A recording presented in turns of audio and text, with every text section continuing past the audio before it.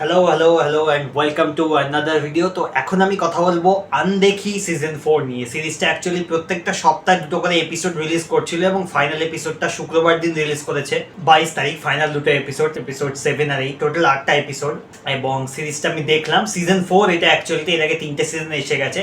তখন তো অবভিয়াসলি আমার চ্যানেল ছিল না, তো আমি একটু না আগে ছোট্ট করে 3টে সিজন নিয়ে অল্প বলতে চাই। আমি খুব বেশিক্ষণ সময় নেবো না, অল্প করে আমি 3টে সিজন নিয়ে একটু বলে দিতে চাই। তো আনদেখি আমি অ্যাকচুয়ালি দেখেছিলাম 3টে সিজন রিলিজ হয়ে যাওয়ার পর, মানে 3টে সিজন রিলিজ হয়ে কমপ্লিট হয়ে গেছে, তারপরে আমি অ্যাকচুয়ালি দেখা স্টার্ট করেছিলাম। অ্যান্ড সিজন 1টা আমি যখন দেখলাম অ্যান্ড আমার দুর্দান্ত লেগেছিল সত্যি কথা বলতে গেলে। মানে আনদেখি সিজন, প্রথমত যে গল্পটা এত দুর্দান্ত ছিল আর যেরকম থ্রিলিং ছিল সিজন 1টা, আনদেখি সিজন 1টা আমার মানে undoubtedly one of the best in Hindi OTT space.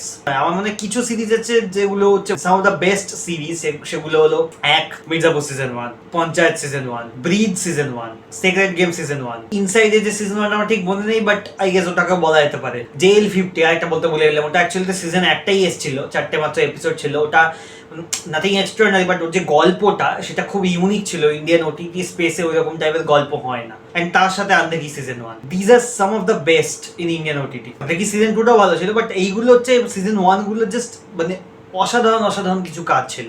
এবার যেগুলো আমি দেখেছি সেগুলো থেকে বললাম, হয়তো আরো কিছু আছে আমার সব তো মনে নেই। আনদেখি সিজন 1টা সেরকম লেভেলে ছিল।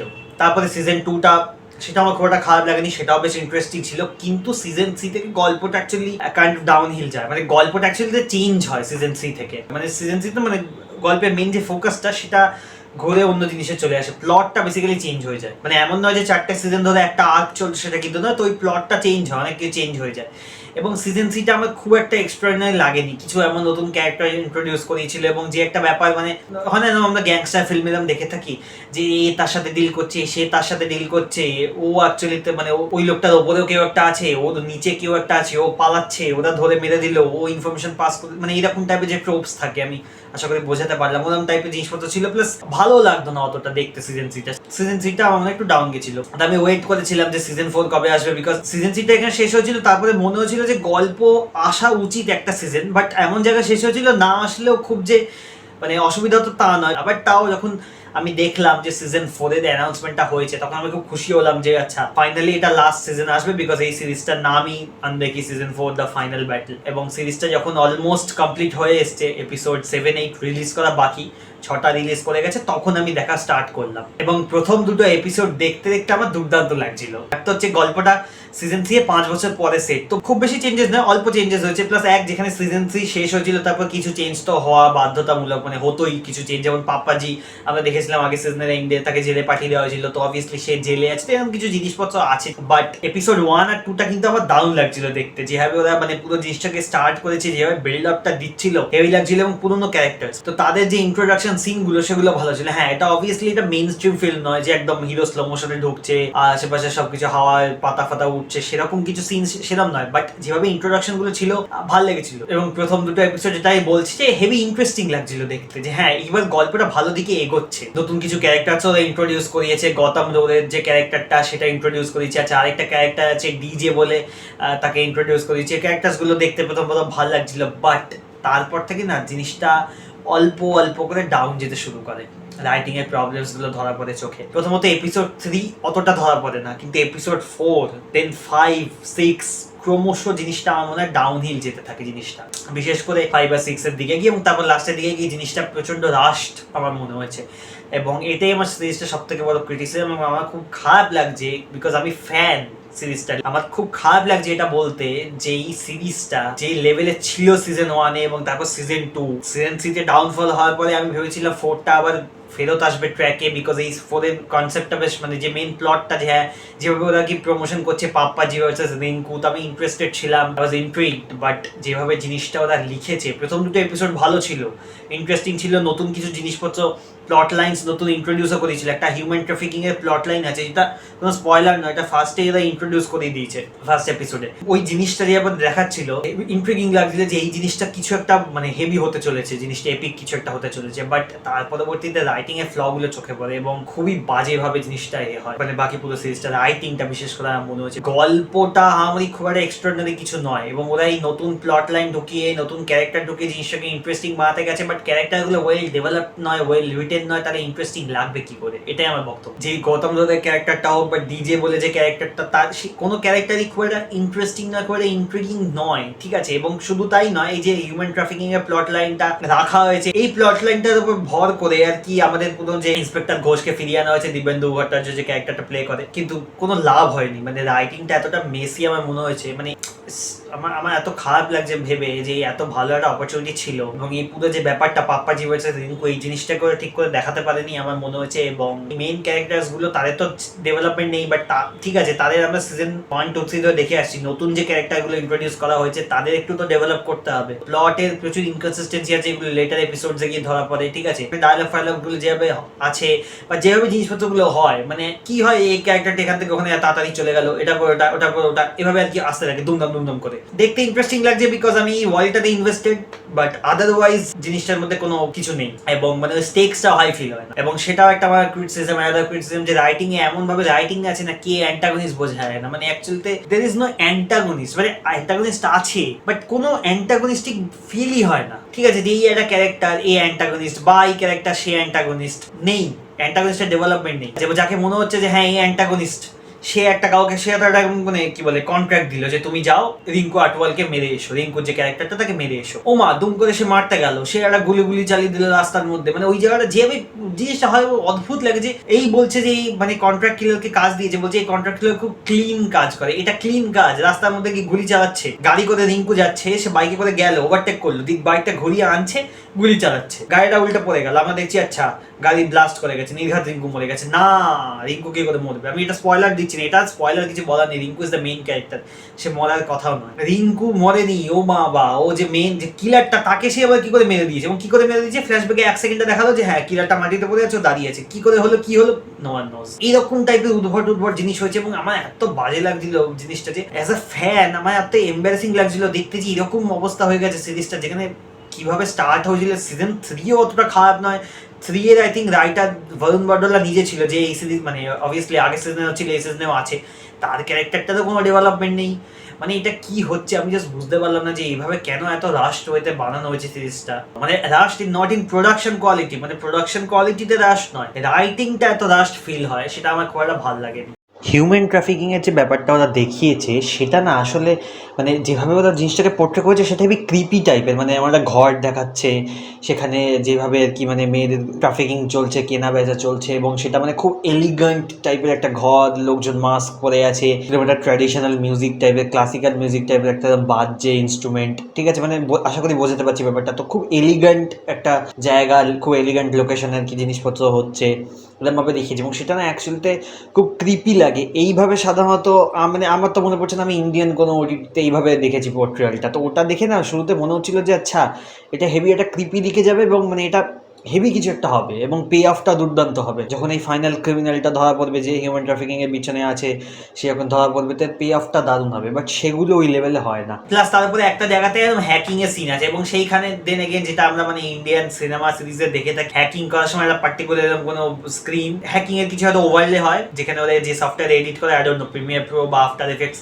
হোয়াট এভার, যেখানে এডিট করে কোনো ওভারলে হয়তো পাওয়া যায়, ফ্রি প্যাক বা পয়সা দিয়ে কিন্তু ওভারলে এরকম হয়, সেই ওভারলে চিপকে দিল, চিপকে হয়ে গেল হ্যাকিং, এরকম টাইপের জিনিসপত্র হচ্ছে। এটা ভেরি এম্বারেসিং লাগে দেখতে এরকম, এবং এরকম টাইপের অনেক কিছু জিনিসপত্র আছে যেগুলো ওভাবে কাজ করে না এবং সেগুলো খুব বাজে লাগে দেখতে। আর যদি ক্যারেক্টার্স গুলোর কথা বলতে, যেটা বললাম যে নতুন ক্যারেক্টার গুলো তো ছেড়ে দিলাম, বাদ দিলাম, কোনো ডেভেলপমেন্ট নেই। যদিও ডিজের ক্যারেক্টারটা কাইন্ড অফ একটা ইন্টারেস্টিং ক্যারেক্টার আমার লাগছিল, সে না ছোট তরোয়াল টাইপের নিয়ে ঘোরে কোমরে লাগিয়ে, এবং তার ক্যারেক্টারটা আমার হেভি ইন্টারেস্টিং লাগছিল। শুরুতে যখন যেভাবে তাকে ইন্ট্রোডিউসটা করলো না, হেভি মনে হচ্ছিল যে এই ক্যারেক্টারটা কিছু একটা বাওয়াল করবে এই সিরিজে। কি করলো? কিচ্ছু করলো না, ঠিক আছে। মানে লিটারালি কিছু মানে চেষ্টা করে চোখে দিয়ে জিনিসপত্র করানো, ওর অভিনেতাটাও পুল অফ করছে, বাট রাইটিং এ কিছু নেই খুব বেশি করার। তো করবেটা কি? কিছু রিপিটেটিভ জিনিসই তাকে করতে হচ্ছে, তার বাইরে কিছু করার নেই। গৌতম রোধের যে ক্যারেক্টারটা বিক্রম সালুজা, তার খুব বেশি তাকে দেখতে বেশ একটা মানে গুড বয় টাইপের ক্যারেক্টার, কিন্তু তার ক্যারেক্টারটার মধ্যেও কিছুটা ডেপথ যে দেবে, যাতে ওর যে ক্যারেক্টারের ব্যাপার, মানে আমি তো অবভিয়াসলি স্পয়লার দিতে চাইছি না, কিন্তু ওর ক্যারেক্টারের পুরো যে ব্যাপারটা সেটা যে ফিল হবে, তার জন্য কিছু তো ডেপথ দরকার, সেটা নেই।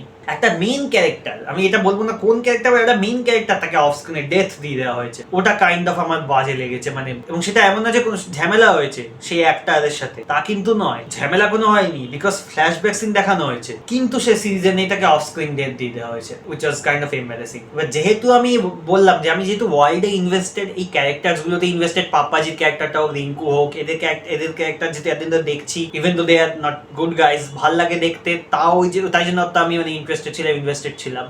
আদারওয়াইজ হয়তো আমি দেখতাম না, অন্য কোনো সিরিজ হলে হয়তো আমি দেখতামও না। এবং যেভাবে সিরিজটা শেষ হয়, আবার সিজন 5 এর জন্য ওপেন এন্ডিং রেখে ছেড়ে দেওয়া হয়েছে। কেন ভাই, কেন? মানে এবারে এন্ডে গিয়ে না, মানে আরে এপস্টিন ফাইলস এর জোনে ঢুকে গেছে। অ্যাকচুয়ালি তো এই কথাটা আছে এক জায়গাতে, দিব্যেন্দু ভট্টাচার্যের ক্যারেক্টারটা বলছে যে this is our local Epstein files, ঠিক আছে। পরের সিজন যদি আসে তো সেটা আর কি বোঝাতে চেয়েছে যে আরো কেয়াটিক হবে, এবং ওই যে এপস্টিনের যে জোনটা, হিউম্যান ট্রাফিকিং এর ব্যাপার স্যাপার সেগুলোর মধ্যে ঢুকবে, এরকম টাইপের আর কি। এবং সেটা না, সত্যি কথা বলতে গেলে আমার মনে আর দরকার ছিল না। যেভাবে সিজন 4টা শেষ হয়েছিল, দরকারই ছিল না, ওই পার্টটাকে আনারই দরকার ছিল না, বাট ওরা রেখেছে, আর কিছু করার নেই।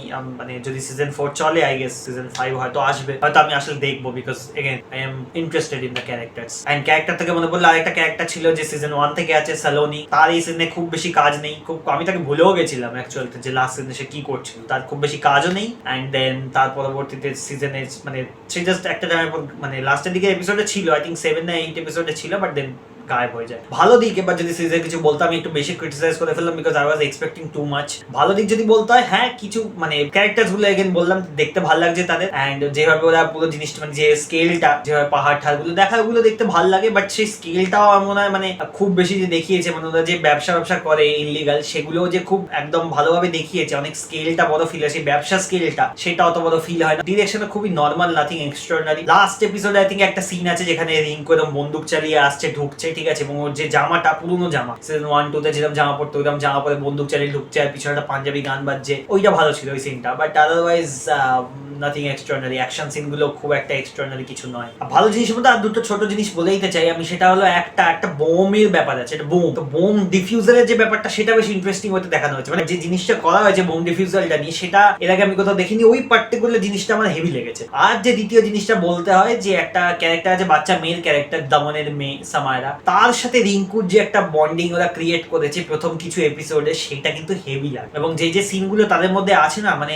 এত ভাল লাগে দেখতে তাদের, এবং ওই বন্ডিংটাকে ওরা অ্যাকচুয়ালি প্লটে ইউজ করতে চেয়েছে, ওটা আরো বেটার ভাবে ইউজ করা যেত, বাট যেভাবে ইউজ করেছে, যা করেছে ভালো ছিল। আর রিঙ্কুর তো একটা নিজের লস আছে, যেটা আমরা লাস্ট সিজনে দেখেছিলাম, সামায়রার সাথে তার যে একটা বন্ডিং তৈরি হয়ে যাচ্ছে, সেটা কিন্তু দারুণ ছিল। আচ্ছা, ক্যারেক্টার নিয়ে আমি আরেকটা বলতে চাই, সেটা হলো রিঙ্কুর ক্যারেক্টারটা। রিঙ্কু আর পাপ্পা, যেই দুজনে আমার না আইকনিক ক্যারেক্টার। আমরা দেখি মির্জাপুরের যে ক্যারেক্টার কালীন ভাইয়া বা আমাদের যে মুন্না ভাইয়ার ক্যারেক্টার, এরা খুব না সেলিব্রেটেড, মানে celebrated in the sense they are not good guys, but ইন্টারনেটে তাদের খুব পপুলারিটি আছে, তারা সেলিব্রেট করা হয় তাদেরকে, not in a good way, but meme team হয় তাদের নিয়ে, পপুলারিটি আছে বেসিক্যালি আমার বক্তব্য। বিশেষ করে মুন্না ভাইয়া, আমার মনে হয় কিন্তু রিঙ্কু বা পাপাজি ওই রকম লেভেলের ক্যারেক্টার, বিশেষ করে রিঙ্কু মানে অ্যাজ আ ক্যারেক্টার আমার মনে হয় খুব আন্ডাররেটেড। মানে সেই মুন্না ভাইয়া যেরকম একটা ক্যারেক্টার, ওই রকমের একটা ক্যারেক্টার হচ্ছে রিঙ্কু। আমি বলছি না সেম রাইটিং সেই ওয়াইজ বলছি না, বাট একটা যেরকম ধরে না, এরকম একটা ক্যারেক্টার যেটা দেখে মনে থাকবে, মেমোরেবল, সেটা মুন্না ভাইয়া, সেটাও আমার মনে হচ্ছে রিঙ্কু। আর লোকটা যে প্লে করে দুর্দান্ত। এবং সেখান থেকে আমি বলে অভিনয়তে ঢুকি। অভিনয় নিয়ে যদি বলতে হয়, রিঙ্কুর জন্য বলছিলাম, রিঙ্কুর যে অভিনেতা, আমি তার নামটা ভুলে যাচ্ছি, তার অভিনয়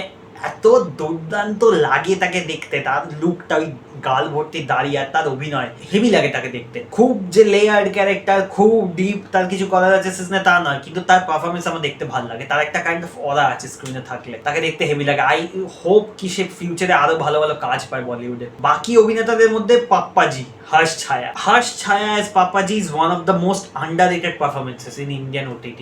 এত অসাধারণ পারফরমেন্স, বিশেষ করে ফার্স্ট দুটো সিজনে। এখন তো তার ক্যারেক্টারটা মানে খুব বেশি ডেপথ নেই, মানে কাইন্ড অফ জাস্ট সে ওই একটা লাইন আছে, মানে একটা বলার স্টাইল আছে, সেই স্টাইলেই কথাবার্তা বলে, এন্ড দেন খালি মদ খায়, এরকম ক্যারেক্টার। বাট তার আগের সিজন গুলোতে মানে খুব বেশি সেখানেও করার থাকতো না, কিন্তু এর থেকে বেশি থাকতো সিজন 4 এর থেকে। এবং এত দুর্দান্ত পারফরমেন্স হর্ষ ছায়া। আমি না ফার্স্ট টাইম যখন দেখছিলাম সিজন 1 ভাবছি এই লোকটা হর্ষ ছায়া, এই লোকটাকে তো দেখেছি I think my friend Ganesha 2 যে সিনেমাটা ওখানে ছিল। আমি ভাবছি এই লোকটা ওই লোকটা এরকম প্লে করছে, দুর্দান্ত অভিনেতা।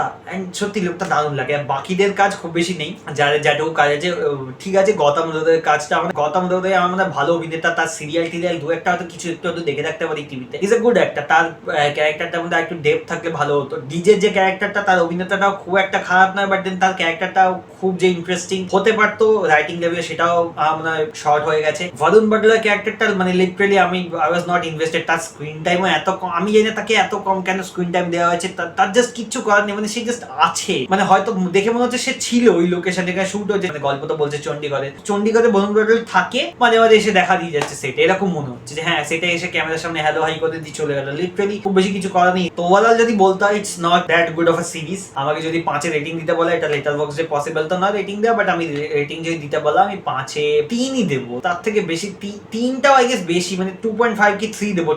অন্য কেউ দেখলে হয়তো আরো কম দেবে, আমি 2.5 কি 3 দেবো, যেহেতু ক্যারেক্টারগুলোর প্রতি ইনভেস্টেড আছি তাই হয়তো আমি 3 দিতে পারি, বাট 2.5 কি 3, 50 থেকে 60%, এর বেশি তো ডেফিনেটলি নয়। আপনারা যদি দেখে থাকেন ডেফিনেটলি কমেন্ট করে জানান যে সিরিজটা কেমন লাগলো, এন্ড ভিডিওটা যদি ভালো লেগে থাকে like share subscribe, and tata.